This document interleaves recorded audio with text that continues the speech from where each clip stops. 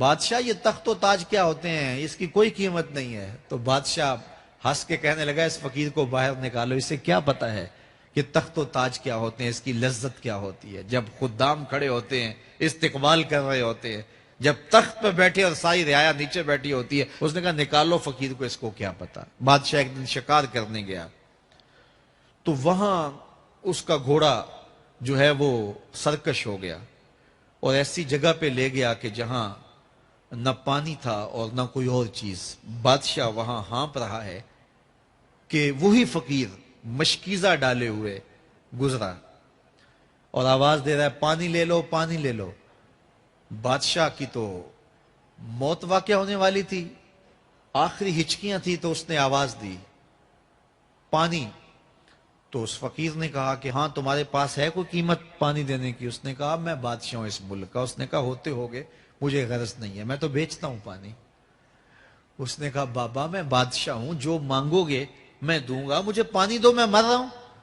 اس فقیر نے کہا آدھی حکومت لگے گی۔ اس نے کہا آدھی لے لینا، مجھے پانی تو دو، کیونکہ مر گیا تو ساری جائے گی۔ اس نے پانی کا گھونٹ دیا، پیاس کی شدت تھی، جب پانی کا کٹورا اس نے منہ سے لگایا تو پانی حلق میں اٹک گیا۔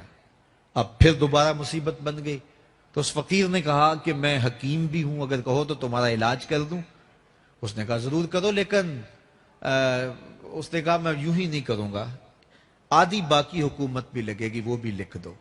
اس نے چمڑے کے اوپر لکھوا لیا، ساری حکومت لکھوا لی، اور اس نے اس کا علاج کیا فوری۔ جو اس کے پاس ٹوٹکا ٹونا تھا تو اس کا پانی حلق سے نیچے اتر گیا۔ بادشاہ گھوڑے پہ بیٹھا واپس آیا، وقت گزر گیا، عرصہ بیت گیا۔ بادشاہ پھر تخت پہ بیٹھا تھا، وہی فقیر بھیس بدل کے دوبارہ آ گیا۔ پھر اس نے نصیحت کی کہ آخرت کو یاد کرو، یہ دنیا کچھ نہیں ہے، 4 دن کی کہانی ہے۔ بادشاہ نے کہا تو میرا خیال ہے پہلے بھی کبھی آیا تھا، تو نہیں سمجھتا تخت و تاج کی لذت کیا ہے۔ اس نے کہا اس کی کوئی قدر و قیمت نہیں ہے، چھوڑ اسے، آخرت سب کچھ ہے۔ تو اس نے کہا نکالو اس فقیر بابے کو، یہ اس دن بھی آیا تھا تو آج پھر آ گیا ہے، اپنی راہ لے بابا۔ اس فقیر نے اپنے تھیلے سے وہ چمڑے کی دستاویز نکالی جس کے اوپر اس نے ساری حکومت لکھ کے دی تھی۔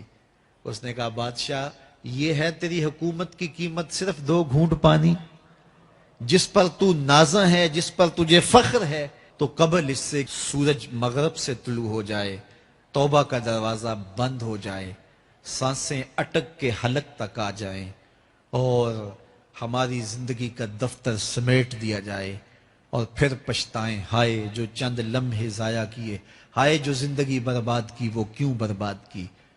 کل کے پچھتاوے سے بہتر آج کا پچھتاوا، زندگی پلٹ ہوگا، وقت پر کافی ہے ایک قطرہ بھی آب خوش ہنگام کا، جل گیا جب کھیت برسا می تو پھر کس کام کا۔ آئیے میں اور آپ اپنی زندگی کو مالک کی چوکھٹ پہ، مالک کی دہلیز پہ لے جائیں، اس کے حضور سچی توبہ کریں، رجوع لائیں، اپنے گناہوں سے معافی مانگیں، وہ کریم ایک آنسو سے سارے گناہ معاف کر دے گا۔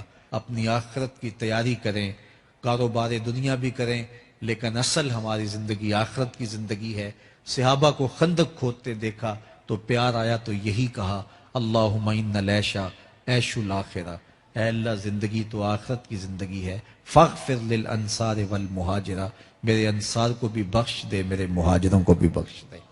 تو اللہ تعالی ہم سب کی مغفرت فرمائے۔ انسان کو اللہ تعالیٰ نے اتنی نعمتیں عطا کی ہیں کہ اگر وہ ان کا احساس کر لے تو کبھی بھی ناشکری اس کے انداز سے، رویے سے اور اس کی طرز زندگی سے ظاہر نہ ہو، بلکہ اس کا سانس سانس جو ہے وہ اللہ کا شکر کرے، اللہ کی تقدیس کے گیت گائے۔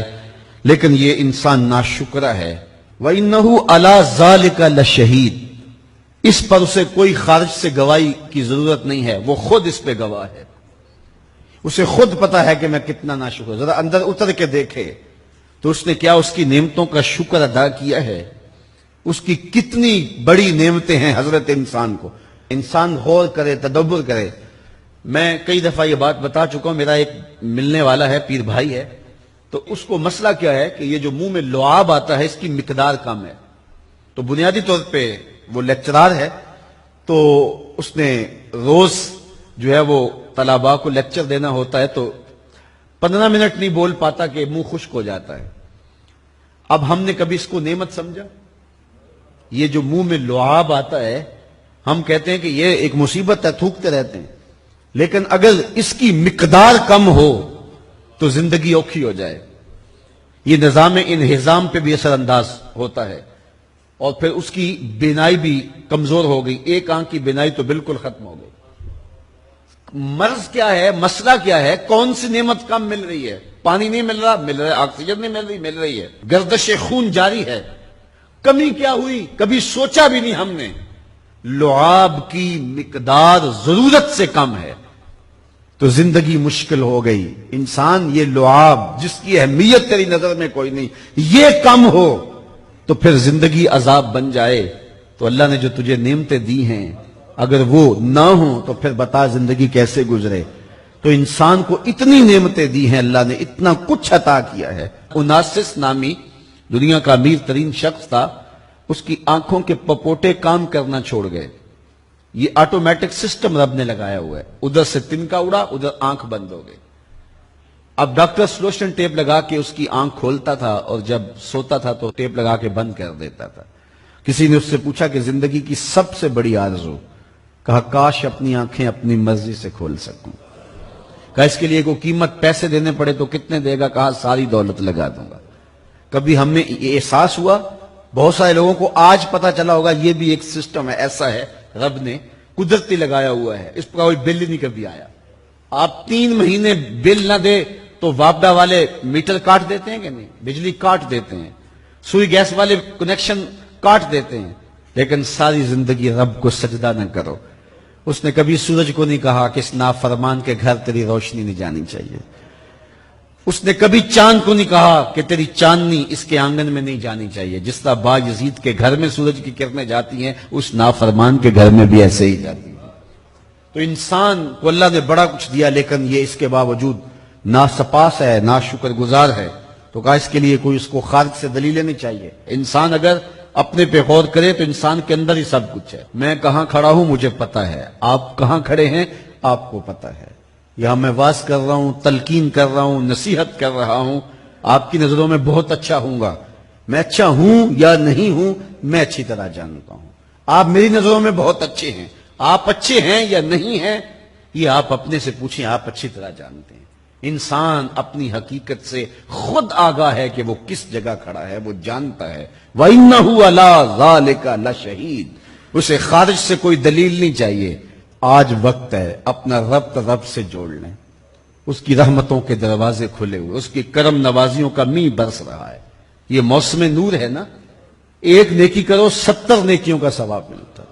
کرم نوازیوں کی برکھا برستی ہے. وہ ایک فقیر تھا, وہ بازار میں کھڑا رو رہا تھا. کسی نے رک کے پوچھا, کہا بابا کیوں رو رہے ہو, کیا ہوا ہے تمہیں؟ کسی نے مارا ہے, تنگ کیا ہے, بھوک کی شدت ہے, کیا ماجرا ہے؟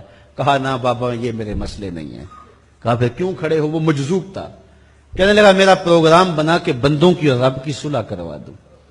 تو کہا پھر کیا ہوا؟ کہا وہ تو مانتے ہیں یہ نہیں مانتے.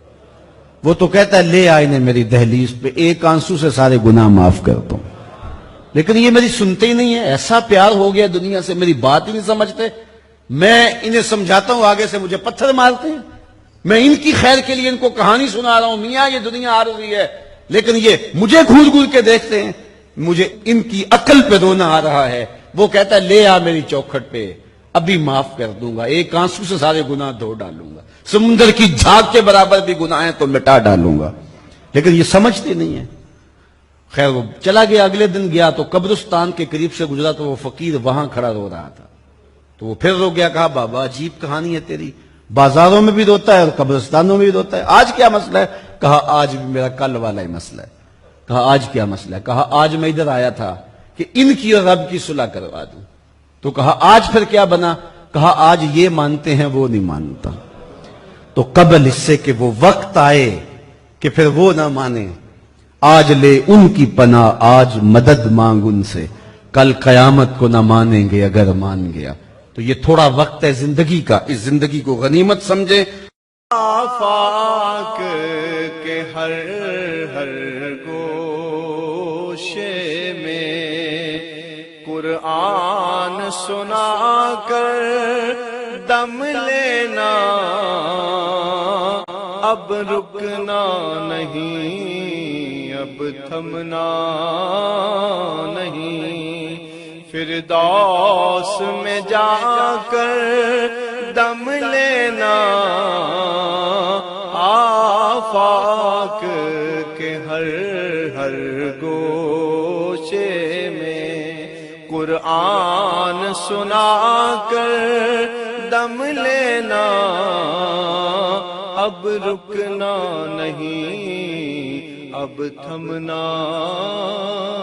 نہیں۔